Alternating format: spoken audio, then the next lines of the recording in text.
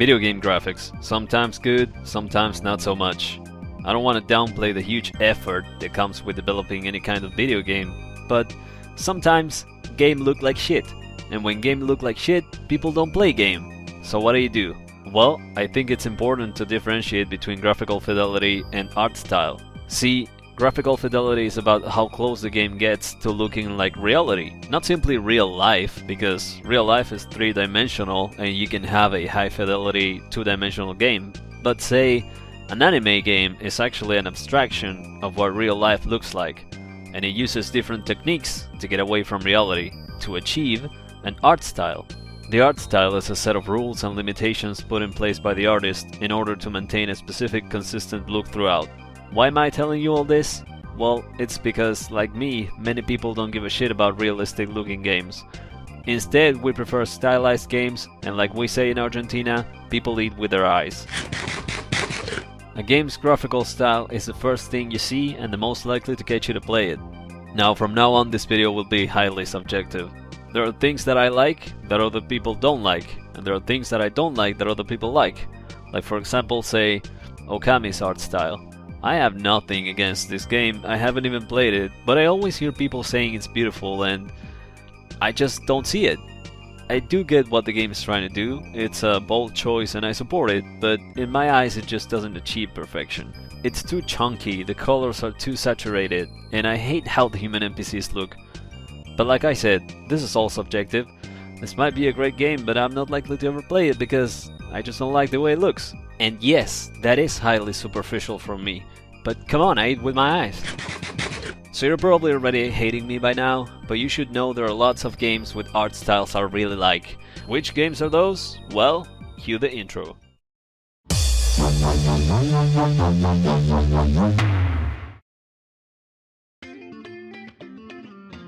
Okay, so let's start with the concept of context, because there's more to an art style than just the way something looks. It's also the setting, the things you decide to include in it, the tone, and I could keep going. So for example, I'm not much of a fan of sci-fi, but give me bounty hunter, western or samurai inspired sci-fi and yeah, I might like that. So context is important. It might turn a game I don't give a shit about into a game I truly love. And normally I wouldn't care about cozy farming game number 9005.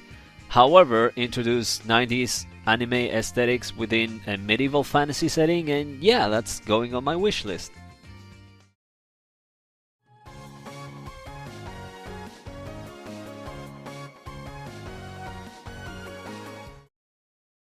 So this is a nice looking game, right? The world is dotted with very vibrant colors. Now, this is not my favorite aesthetic for the overworld graphics, but it still looks pretty nice. The character portraits though, that is where it's at. They look like Sailor Moon characters. I've never watched Sailor Moon, but I love it. I love that they took inspiration from it and did it well. Now, just a little disclaimer if you're gonna play this game, this is not a cozy game, okay? It looks and feels like it, but this game makes you work, right? Time is precious in this game, and you cannot afford to waste a second. There's tons of things to do every day, and you're gonna be moving constantly. You can't stop to smell the roses. Granted, I haven't gotten very far into the game, I'm still bored, just like in real life. I imagine once you get some money, things might get a little more chill, but at least at the start of the game, you gotta be on that grind set 24/7. And if anything, at least you can do it for the tits, okay? I like some nice, healthy breasts, don't pretend like you don't. Still, it's a nice, cutesy experience, and who knows, you might like it even more than I do, especially if you love farming games.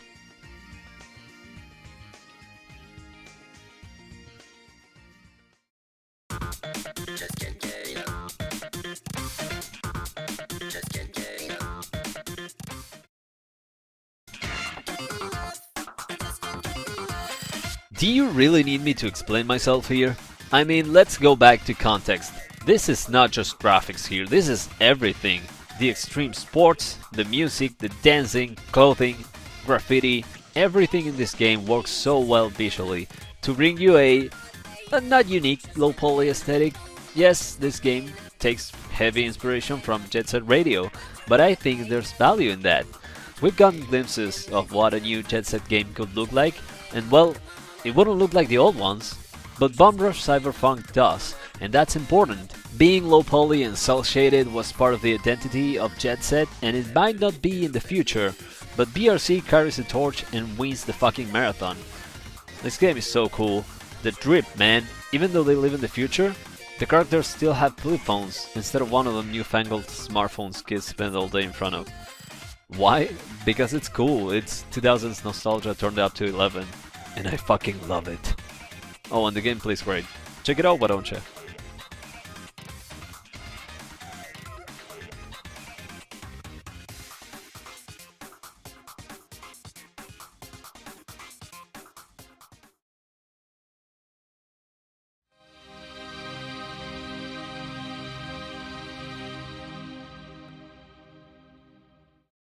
I cannot explain to you what being an Elder Scrolls fan is like. It's a feeling like no other, and I mean that in a good way and a bad way at the same time.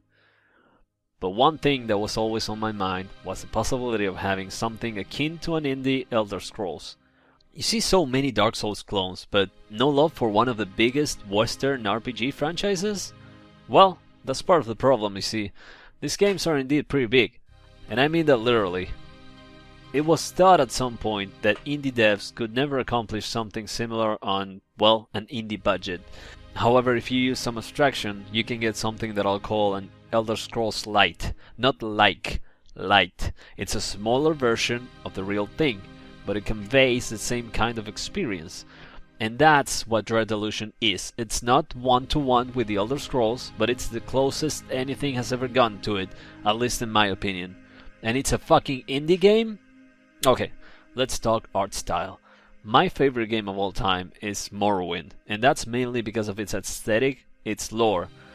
And that's not easy to replicate. You don't just make an open world action RPG and it turns into Morrowind. You gotta have an artist with a vision behind it.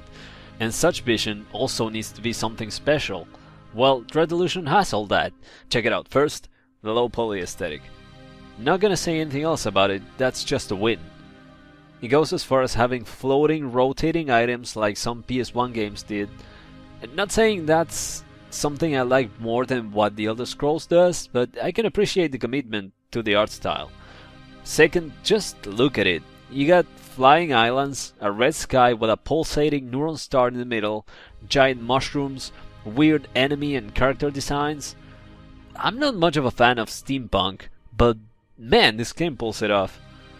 And it fuses it with fantasy as well, which is what I like. Now this game is not perfect, I'm not saying it is. It's pretty easy overall and doesn't leave much room for role-playing, even though it tries. But still, the experience it offers made it climb to my list of all-time favorites.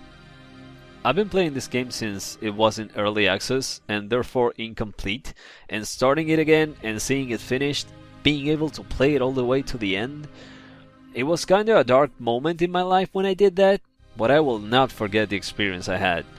If you're like me, and you think this game might be for you, then what the hell are you waiting for? Go play it!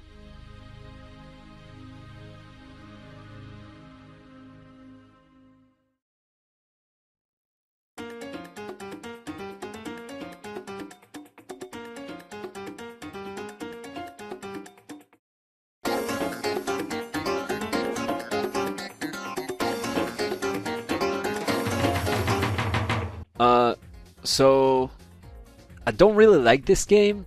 That's pretty much all I'm gonna say about it, but damn, look at them graphics. You see, this game looks like PS1 Outrun, and that's great, it looks great. But this is a grindy, unforgiving, and at times badly designed cell phone game. Yup, this game is on PC, and you can play it in VR as well, which is fun, I've done it. But primarily, this is a cell phone game. Though I don't want to get much into why I dislike the game so much, I'd rather just talk about how beautiful it looks. The low poly car models are great, and the environments look awesome as well. They really sell the Outrun 2006 coast to coast aesthetic if it was low poly. One problem though, that's a game about traveling from one zone to the next, and Neo Dory Forever doesn't have that. This is a level based game. You win one race, go to the next one, and so on. And so in the end, if you come here expecting low poly Outrun 2006, no, you're not getting that. Just play Outrun, it's way better. And maybe look up Neo Dory Forever on Google Images to soak in some of the aesthetic.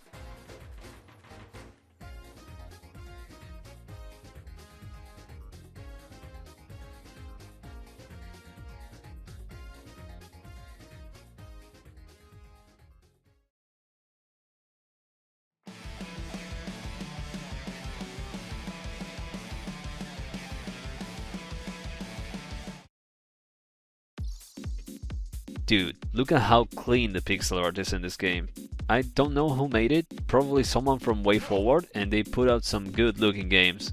But this one specifically, it's so colorful, it's borderless, every shape and highlight conveys what it is properly and beautifully. I cannot praise the pixel art enough. However, there are some things about this game I dislike, visually speaking. The UI is all high-res art, and I get why they did it this way, but it just takes me out of it.